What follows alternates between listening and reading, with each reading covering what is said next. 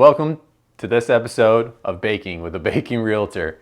I'm David Stallings, and I'm the Baking Realtor.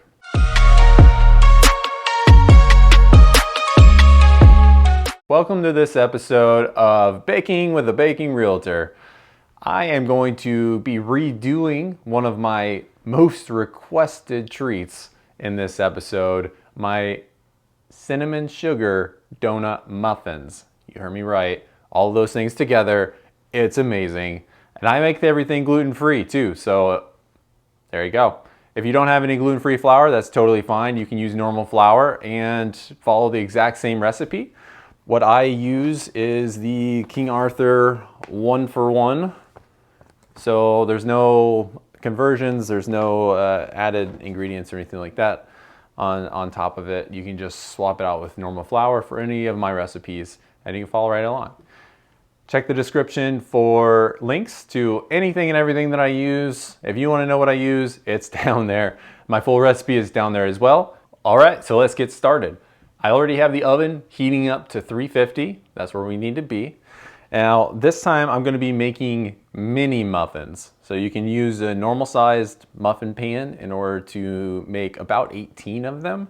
I'm going to be using one of these mini pans to make even more for my wife's little school mom thing they have tomorrow. And this is going to be a great treat for that. So I use the term treat instead of dessert because you can have these things with coffee. You can have them for lunch. Whenever you feel like having them, go right ahead and have them. They are delicious.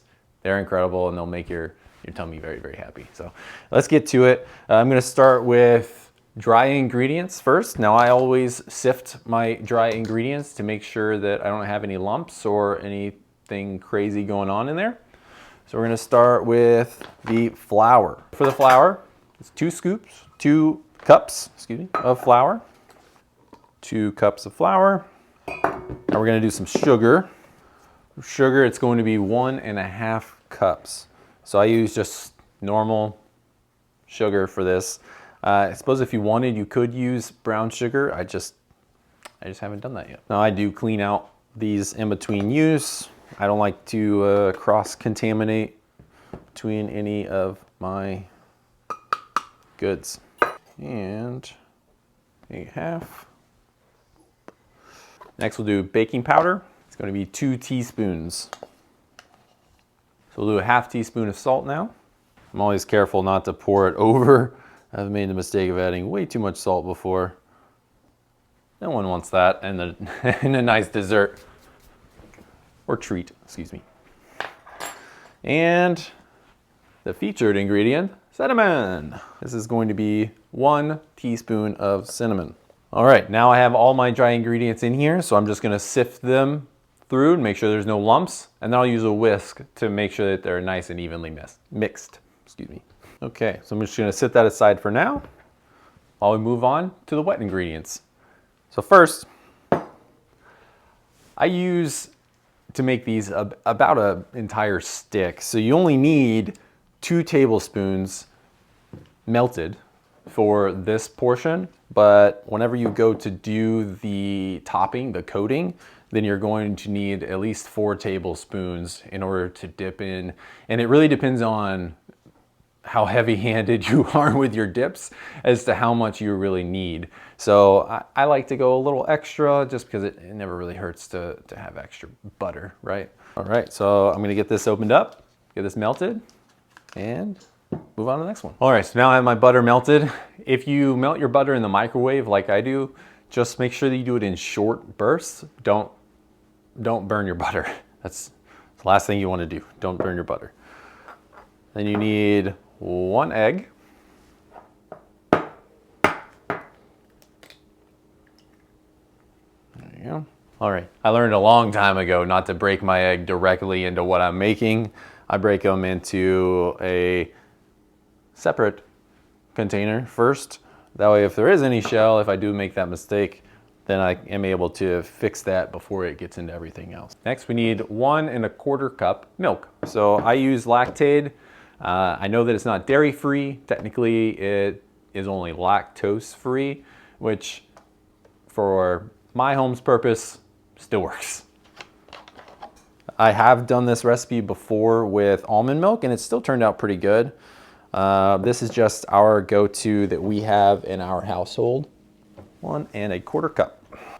Now what I will actually do is I'll go ahead and add all of my wet ingredients together into here. Added in my butter and my egg. Lastly, vanilla.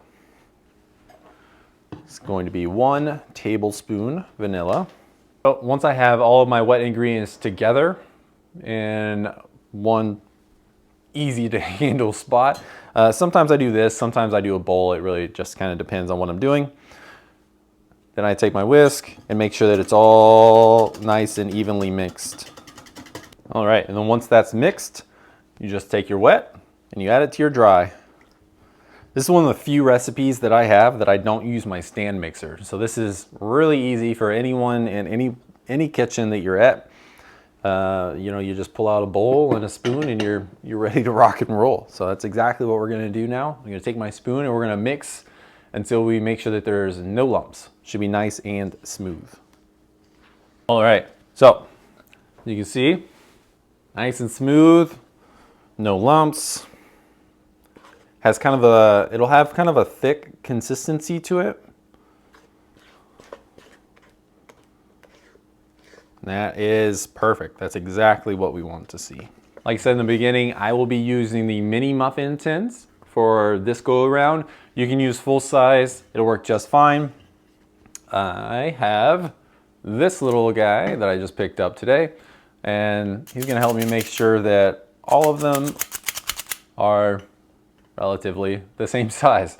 I do have a larger one of these, a medium size, so this is a small. I do have the medium size and I use that when I'm doing the normal size muffin tins. So first things first, you need to grease the pan. So I'm gonna do that now. All right, so of course I had some technical difficulties and lost some recording time. Last you saw me, I was about to grease the pan. Now they're done. So what I use to grease the pan is this Bake Easy cooking spray that I get from Michael's. And in order to fill the pan, I use this little handy dandy helper right here. Now remember, when you're filling muffin tins, you want to go to about the 3/4 mark, whether it's muffins or cupcakes, whatever. That's really where you want to shoot for, so that they're not overflowing into each other or overflowing into your oven and making a huge mess. That's not what you want. So make sure you spray your pan. If you don't have a spray, that's totally fine. You can use the butter that you're going to melt later and just wipe down the inside of each one with some butter. It'll work just the same. Make sure you do it or they won't come out. It's very important. So these guys, the mini guys, in the oven at 350 for 12 to 14 minutes. The larger ones will actually be in there for, well, in my oven, 22 minutes is what I do, but about 20 to 24 minutes. It really depends on your oven. So, and then I let them sit in here for another 2 minutes after they're out, just to make sure that they're fully done, and knock them out onto a wire rack. Then we're gonna let them cool for a little bit. And actually the first batch is probably cool enough already. Once they're cool, then we'll dip them and coat them. It'll be delicious. So the first pan I did for 12 minutes and the second one I did for 14. So you can see that they're a little darker on the second one, but they both still feel nice and squishy, nice and soft. It's exactly what we want. Again, when they're small like this, it's just so easy to have them around as a midday snack, or have with your coffee in the morning. You do what my wife's doing tomorrow and have them with mimosas with your friends. Endless opportunities for some delicious treats. For the topping, you want at least 4 tablespoons of butter. I use a little more just because sometimes I'm a little heavy-handed with the dip, but you want to make sure that you have a sufficient amount so that you're able to coat all of them and you're not stressing at the end trying to make it last. So I'm gonna go ahead and melt this down. Okay, all my butter is melted. So now, I need 1 teaspoon of cinnamon and 3/4 cups sugar. Now you'll likely not use all of this, but it's important that you have enough. So again, you're not stressing towards the last few of them. You're able to make it last. Make sure it's all mixed nicely. All right, so now we have our cinnamon sugar topping. And the best way to think about it is you want this topping on there. Well, your butter is your glue. So first you're gonna dip in the butter, and then you'll dip in the sugar. You can roll it on the sides just to dip the top. Kind of depends on what you want to do. I tend to get the sides too, but it's just me. Roll, dip, and roll, and done, just like that. This is a little messy, so be prepared for some cleanup afterwards. But I mean, look at that. Look at that. Man.